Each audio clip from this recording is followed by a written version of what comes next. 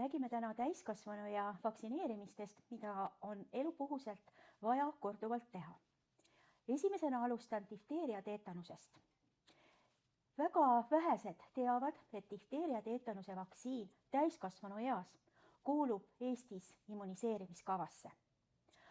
Me oleme kõik seda vaktsiini saanud lapseeas, aga alates 25. eluaastast tuleb seda vaktsiini korrata iga 10 aasta järel.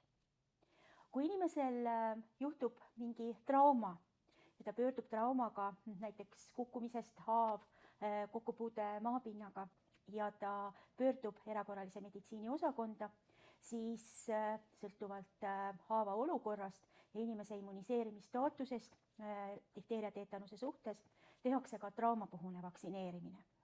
Aga pigem on õigem see, et ollagi vaktsineeritud elupuhuselt ja siis, kui on vaja traumaga vaktsineerida, siis see tehakse nii või teisiti.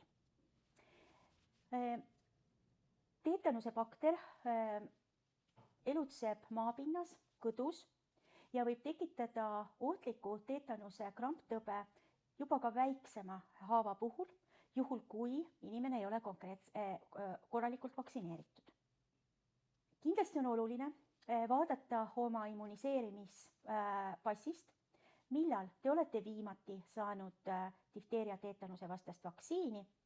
Kui sellest on möödas rohkem kui 10 aastat, siis on esimese asjana mõttekas kohe panna aeg kas esmatasandi tervishoiu raviasutusse, oma pereõe juurde või vaktsineerimiskabinetti ja lasta see vaktsiin ära teha. Nagu ma ütlesin, on tegemist Eesti immuniseerimiskavasse täiskasvanu eas kuuluva vaktsiiniga, seega on see tasuta.